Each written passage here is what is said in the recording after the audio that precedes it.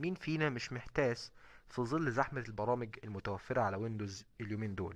بس اللي مش كتير يعرفوا ان في برامج كتير تقريبا ملهاش لازمة بس مشهورة جدا، وفي نفس الوقت في برامج كتير ليها لازمة، واي شخص ايا كان المجال اللي بيستخدم الكمبيوتر بتاعه عشانه فهو محتاجها ولا غنى عنها.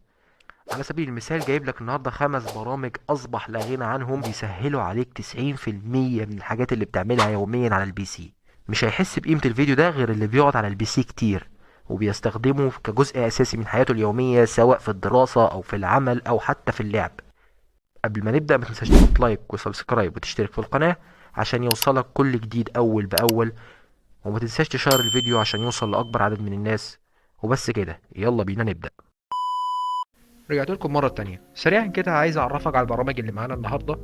أول برنامج معانا هو EverySync. بيعمل إيه برنامج EverySync ده؟ مين فينا في مرة من المرات كان عايز يبحث على ملف معين في الويندوز واستغرق منه الوقت دقايق، بيبقى الموضوع بمثابة عذاب عشان يعرف يلاقي الملف اللي هو عايزه؟ اللي هيسهل عليك في الموقف ده بقى هو برنامج EverySync، بيخليك تلاقي الملف اللي انت عايزه في خلال ثواني معدودة، وهنشوف دلوقتي. طيب ازاي نحمله؟ على طول هتدخل على اول لينك اللي انا سايبه لك في الديسكريبشن، انا سايبهم لك بالترتيب. ده البرنامج الاول معانا هو برنامج EverySync. اول ما تدخل على اللينك هتلاقي المنظر ده قدامك، هتدوس على داونلود انستولر. لو انت مش عندك انترنت داونلود مانجر، في علامه الاي اللي هتظهر دلوقتي فوق برنامج كويس جدا بديل ليه، عملنا له مراجعه كامله في الفيديو اللي هيظهر لك ده.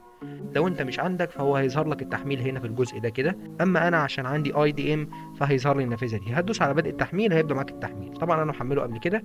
اول ما هينزل معاك هيكون بالشكل ده. هتعمله تسطيب عادي جدا، هتختار اللغه العربيه، هتسهل عليك كتير. بعدين هتدوس اوكي، اي اجري، نيكست، نيكست. في خلال ثواني معدوده بيكون تم التثبيت.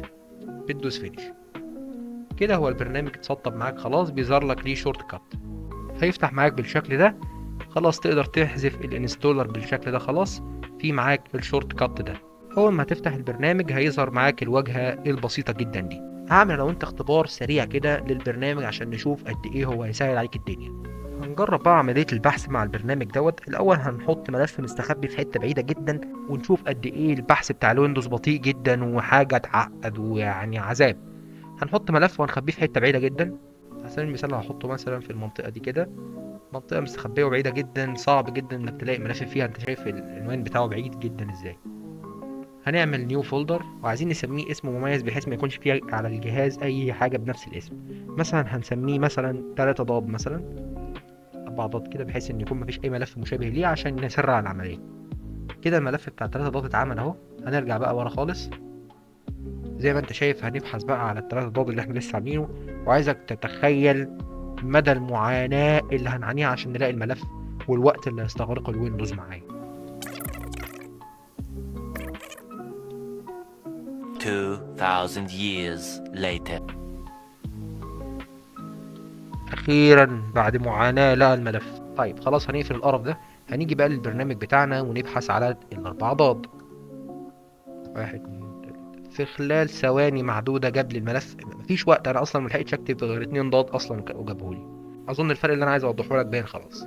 ده كان أول برنامج معانا، أظن إن هو برنامج أنت مش هتستغنى عنه بعد ما تسطبه. تاني برنامج معانا هو برنامج مهم جدا. لو انا صحيت الصبح قررت احذف برنامج معين، مثلا قررت ان احذف EverySync ده، مهما حاولت مش هقدر احذف كل الملفات اللي موجوده على الجهاز المتعلقه بيه.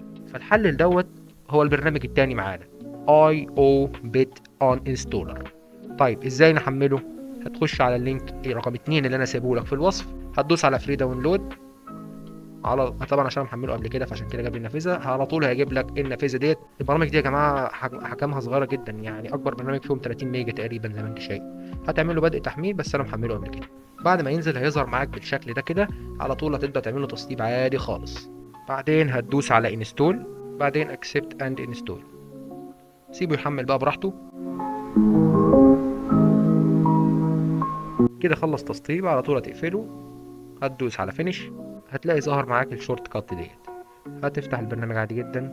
بس كده هتلاقي إن في واجهة البرنامج هو محدد لك اكتر البرامج اللي انت ما بتستخدمهاش خالص.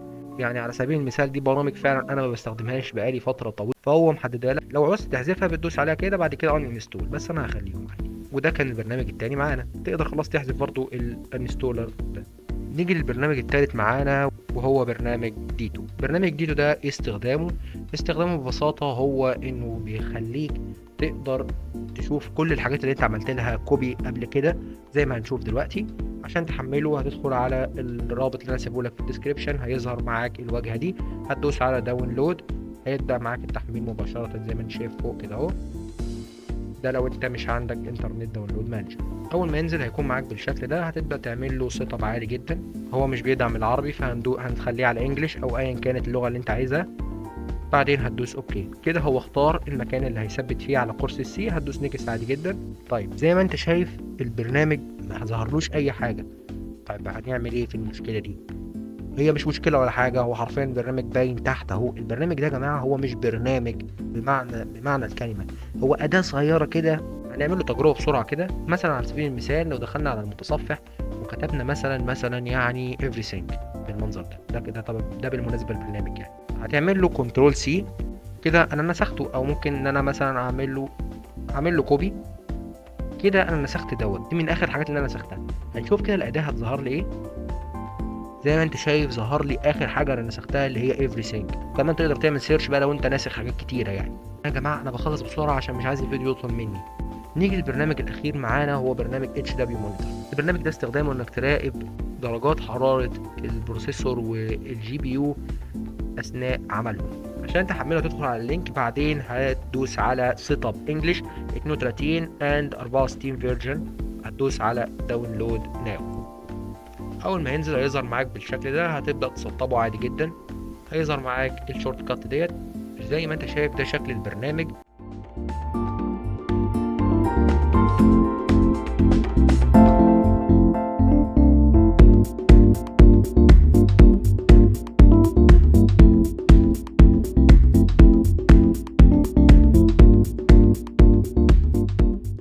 استخدام البرنامج ده كالتالي: مين فينا مثلا كان في يوم من الايام عايز يشوف درجه حراره البروسيسور بتاعه، فجرب انه يفتح تاسك مانجر بعد سي بي يو. زي ما انت شايف مش مظهر لك اي حاجه ليها علاقه بدرجات الحراره، كل اللي مظهره لك كام في المية مستخدم منه، والسرعه اللي هو مستخدمها، والعمليات اللي هو بيعملها. ده كل اللي مظهره، مش مظهر لك درجه حراره، مش مظهر لك معلومات تانية عنه. وبس كده، ده كان فيديو النهارده. اتمنى منك الاشتراك واللايك والسبسكرايب. يلا باي، مع السلامه.